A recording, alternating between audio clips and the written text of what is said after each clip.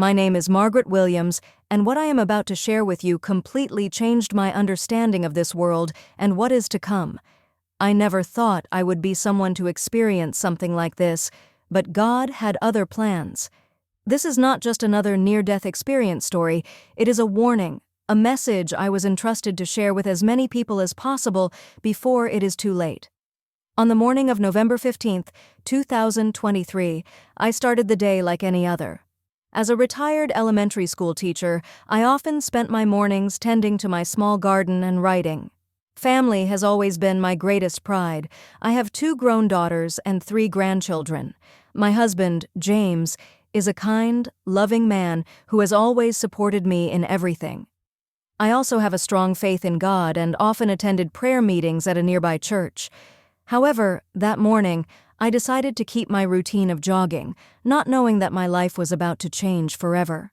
It was still pitch dark as I began my usual morning jog. It was 5:42 a.m., and the crisp autumn air was refreshing. The quiet suburban neighborhood of Madison, Wisconsin, was still asleep, with only the rhythmic sound of my running shoes on the pavement breaking the silence. Everything seemed normal until I reached the intersection of Pine Avenue and Oak Street. That's when something terrifying happened. I saw blinding headlights coming toward me, followed by the screech of tires and a moment of silence that felt endless. After the accident, I was declared clinically dead for 12 minutes and 15 seconds. During that time, I experienced a reality far beyond anything I could have imagined. I vividly remember the moment it all began, when I no longer felt pain. Instead, I was overcome with a profound peace I had never known. I didn't see the tunnel of light described in many stories. Instead, it was as if a veil had been lifted, allowing me to see an extraordinary reality. I found myself in a vast space where everything seemed to be made of living light. This light was not blinding but warm, like the embrace of pure love. It brought me an immense sense of comfort, as if all burdens and fears had been swept away. In that light, I felt an absolute safety and a profound assurance that I was being protected and unconditionally loved. I heard my name being called, not with my ears, but with my entire being. Margaret, the voice resonated, like a wave that engulfed my entire soul, both powerful and gentle. I felt overwhelmed, not with fear, but with pure love that filled every part of my being. That voice carried an absolute truth, as if every fear and doubt in my life had been washed away. My heart was filled with an immense comfort and the realization that I was in the presence of something divine, beyond all understanding. Before me stood a heavenly being, radiant like fire and spirit combined.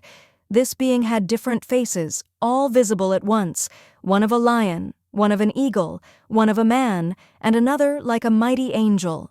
The angel looked at me and said, "Margaret, what you are about to see are messages you must share, watch, and understand." When the words ended, the space around me transformed. I vividly recall being shown 3 visions. The vision of economic collapse. I saw banks shutting their doors, with long lines of people outside filled with anxiety and despair. This scene reminded me of the global financial crisis of 2008, when millions lost their jobs and homes. Among the crowd, I saw a young mother holding her infant, desperately looking for help. This mother, who once had a stable job, had lost everything her family owned in the collapse. She pleaded with a bank employee to withdraw her meager savings, but was met with a hopeless denial. Large screens in major cities displayed announcements of the global financial markets collapse. I also saw digital transactions through cards and banking apps ceasing to function. Instead, a new financial system was introduced, requiring everyone to use a digital identifier to buy and sell. The vision of conflict. I saw images of the Middle East erupting into conflict, where nations once allies turned against each other. I witnessed convoys of military vehicles moving through deserts and scenes of people fleeing from devastated cities. Later, a peace agreement was signed and celebrated as a historic turning point. However, the angel revealed to me that this agreement did not bring true peace, but was a deception, laying the groundwork for a larger, more dangerous conflict. The vision of natural disasters. I saw powerful earthquakes shaking the earth, causing buildings to collapse in an instant. In Tokyo, skyscrapers swayed and toppled, taking thousands of lives. This scene reminded me of historical earthquakes like Fukushima in 2011, where tsunamis swallowed entire cities. In New York, a massive storm swept through, destroying everything in its path: homes, trees, and vehicles, leaving the city submerged in water. Cries for help echoed through the heavy rain as rescue teams worked tirelessly to save people. Coastal areas were submerged, creating deadly zones no one dared to enter. I also saw hospitals overwhelmed with an unending stream of injured people. Massive storms ravaged entire coastal cities. A strange pillar of light appeared in the sky, disrupting Earth's magnetic field and causing electronic devices to fail. I saw people desperately searching for technological solutions, but the angel warned me that these systems would lead to total control and the loss of human freedom.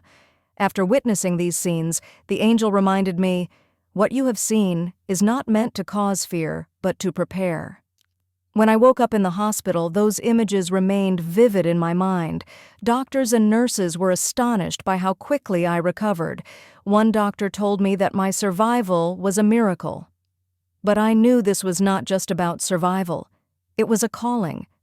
I began to feel a powerful urge to share what I had seen. However, in those initial moments, I also doubted whether anyone would believe my story. I worried that people might dismiss it as a dream or a hallucination after the accident. There were nights I lay awake, questioning whether I should remain silent. Yet the angel's words continued to resonate within me. "Margaret, this is a message that must be shared. This gave me the strength to overcome doubt and fear, and I resolved that my mission was to testify to what I had experienced, no matter the challenges. The visions are not meant to incite panic, but to awaken people and encourage them to reflect on their lives." I was reminded that no matter the difficulties ahead, those who hold steadfast to their faith will be guided and protected. The angel also showed me images of small communities where people united to support each other during hard times. These communities were not just surviving, but became sanctuaries of hope and faith. I saw small gatherings where people prayed and read the Bible with deep sincerity. During tough times, they shared food and water, supporting one another not only materially, but also spiritually, providing comfort and connection to each individual. I saw people praying together, studying scripture, and offering both spiritual and practical support. As I recount this story, I always emphasize that the most important thing is not predicting exact times or dates of these events, but focusing on living a sincere life, trusting in God, and spiritually preparing to face any challenges. I hope what I have shared today reaches those who need to hear it. This is a reminder that no matter how the world changes, God's love and guidance will always be with us.